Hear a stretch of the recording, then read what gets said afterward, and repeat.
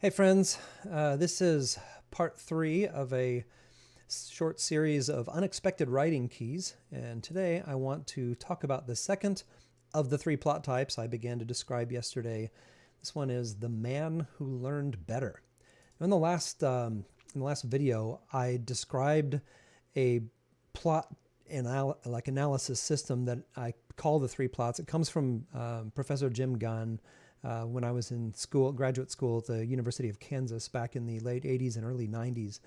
And I described in the last video how important I think this is in terms of understanding how stories work. And, if you really want to learn more about it, I expanded a little bit more in the last lesson when I talked about the heroic quest. And today I want to talk about the man who learned better story type. So the second one of the three.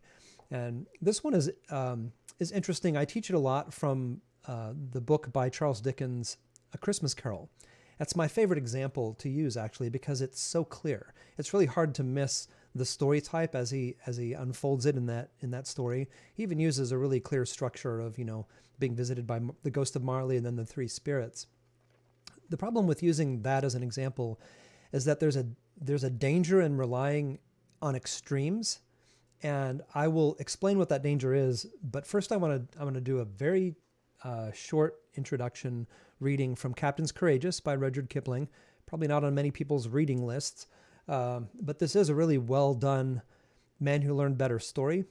And even though I don't love the beginning, it is a clear beginning of a Man Who Learned Better story. So I'm just going to read the first few lines. And my apologies to Rudyard Kipling and to you, because he uses some dialect in the opening lines. Is basically a conversation, and I'm going to be terrible at the dialect. So I'm going to read it to you anyway, and you'll understand what I'm saying once we get there. All right, chapter 1 from Captain's Courageous begins like this. The weather door of the smoking room had been left open to the North Atlantic fog as the big liner rolled and lifted, whistling to warn the fishing fleet. "That Cheney boy is the biggest nuisance aboard," said a man in a frieze overcoat, shutting the door with a bang. "He isn't wanted here. He's too fresh." A white-haired German reached for a sandwich and grunted between bites. "I know the breed. America is full of that kind. I tell you, you should import rope's ends free under your tariff." "There isn't any real harm in him. He's more to be pitied than anything," the man from New York drawled as he lay at full length under the cushions beneath a wet skylight. "They've dragged him around from hotel to hotel ever since he was a kid. I was talking to his mother this morning. She's a lovely lady, but she don't pretend to manage him. He's going to Europe to finish his education." "Education isn't begun yet." This was a Philadelphian, curled up in a corner. "That boy gets $200 a month pocket money, he told me. He isn't 16 either." All right, and that's the beginning, right? I mean, not really fascinating. They're talking about someone else. However, by the time we get to the very beginning of page 4 of this story, we've not only heard about Harvey, we've met Harley, we've seen Harvey, we've seen his unpleasantness, and he has fallen overboard into the water. Purported, we presume that, if you're watching like the film version or something, I'm not going to give spoilers to you, but he's presumed lost, right? Lost at sea. So it does have a dramatic opening. But I want you to notice what Kipling is doing here in the beginning of Captain's Courageous.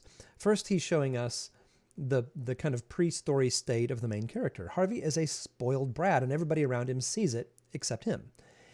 However, it's not Harvey's fault, and there's hope for him. And other people actually see that too. So the story goal is for Harvey to change, and that's the clear signal to us at the very beginning, the first few lines, that this is a man who learned better plot type. Now, like The Old Man and the Sea, which I did yesterday, the rest of this book, after that little bit right there, is all about the forces of opposition that cause Harvey to change. Now, I said there's danger in extremes when I talked about A Christmas Carol and Ebenezer Scrooge as a type, as an icon for this. And that is this, that few of us as writers have Charles Dickens' superpower of characterization. The man was a master, and there's not been many people in the history of literature who've been able to create characters as rounded and as interesting and complex as Dickens did. So the idea of taking a protagonist from being a monster to being a teddy bear is not just difficult. It's almost impossible, because it's very difficult to make the audience believe that kind of change, because you have to use so much pressure and it's so complicated. In fact, even Ebenezer Scrooge isn't the monster we think he is. If you go back and you read the story, Dickens is signaling to us all through the beginning of that story that the problem with Scrooge is not that he's a supervillain, it's that he's selfish. He's not, torturing puppies at the beginning. He's asked by a couple of charity workers, you wish to remain anonymous in your gift? And he says, I wish to remain alone, right? And he has made himself alone. Basically, he's pushed everyone away from him. And so the problem with Scrooge is not that he is a terrible guy, but the reason he's terrible is because he is pushing everyone away and selfish. So the principle that I want to get across is this, that when you focus the character on something like a personality trait, it won't be believable. It'll be too big for the story. The idea is to focus the character change on a single specific lie. You don't want to make the character evil at the beginning and good at the end. I mean, they can be seen as that way, but the cause of that, of us seeing them as evil and then as good, is actually the lie that they're believing. And more than that, the lie needs to make sense. And ideally, it's a lie that the audience will believe too, even if they won't, admit that they're believing that lie. It's something that they act on. They do believe it because they act on it. And so the point of doing this, the point of creating a story like this, is not so you can wag your finger at the audience and tell them they should be better people. That doesn't work. The point is to reveal unexpected truth. And so stories that actually start out with a private agenda are perceived as propaganda because they are propaganda. The reality is a character change story, a man who learned better story, is going to be most effective when the author is simply writing about a lie that's a commonly held belief, and he's showing that lie play out in action. Now, let me give you maybe a clear example of this, because everybody will, even if you've never read or seen Captain's Courageous, you've probably seen the movie It's a Wonderful Life. And it's one of my favorite Christmas movies, and whatever you think of the movie, it is a brilliantly designed story. And the interesting thing about it is that George Bailey does not go from being a bad guy to a good guy, in spite of the fact that it is a man who learned better story. George Bailey goes from being a good guy to being a great guy. And he does so because he rejects a lie. And the interesting thing about the story is the lie he believes is really small, it's really common, and it's sort of secretly believed by, I would say, many people in the West. And that's what makes it effective as a story. It's one of the things that makes it effective as a story. The first half of the movie or so is showing us George Bailey's goodness in the midst of this lie, and the lie is sort of quaint in a way. It reveals something about his personality. There's this line where he says, you know what the three best sounds in the world are, and his uncle says, yeah, breakfast is served, lunch is served, dinner is served. And he says something like, no, ships, trains, and airplanes, something like that. And that gets across the idea to us, well, we know George Bailey, he wants to travel and see the world. He wants to build bridges. He wants to do great things. But actually, that's the lie. It's the basis of the lie. The lie is that good lives, well-spent lives, are spent doing big things. And we ought to pity people who are stuck doing the small things. We can admire them, because they, like George Bailey, makes the sacrifice to not live a great life by sending his brother off to college when he saved up the money for himself and taking over the building alone. All those things that he does in the first part of the movie. Serving other people. We admire him for serving other people, but we and the audience have not rejected the lie yet. And neither has George. It's not until enough pressure is put on him that the lie brings destruction to even a good life. And so the movie shows the lie in the midst of goodness, and then it shows the destruction the lie brings. And that's when, Clarence comes, and it's revealed to us, as it's revealed to George, that if he had not been around, Bedford Falls would be a terrible place, and the world would be a much, much worse place because of his absence. So one of the principles that people miss all the time with writing a man who learned better story is this. It is vital that you make your character change only after the audience has already changed. In other words, your character rejects the lie after the audience rejects the lie, which means you have to prove not just to your character, but to every single person in the audience that the lie you're talking about is actually a lie. And that is a little more difficult and usually takes more pressure than it would seem. Because if you have one or two people in the audience who are still kind of sitting there with their arms folded going, I don't know, I still kind of think, it'd be better to travel the world, then you failed as a storyteller.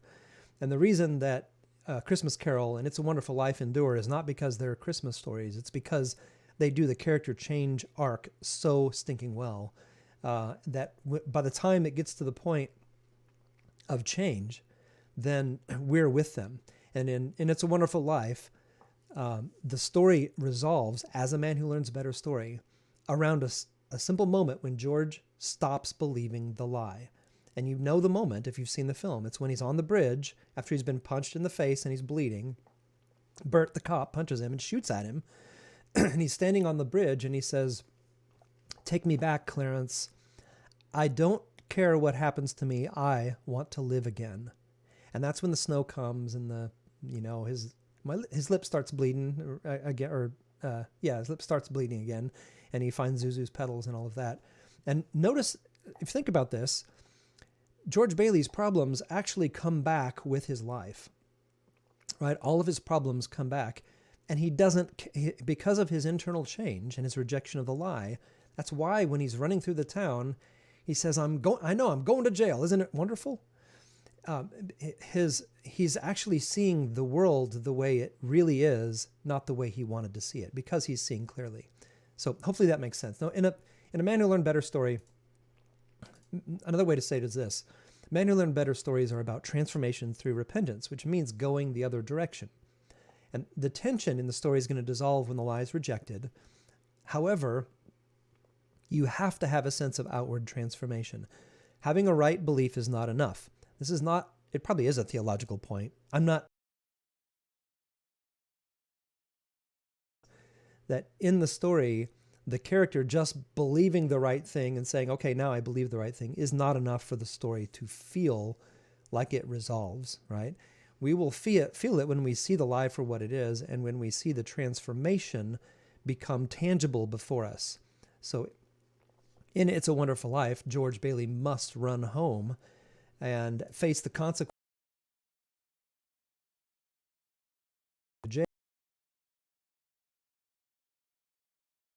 It's there that we learn that his initial good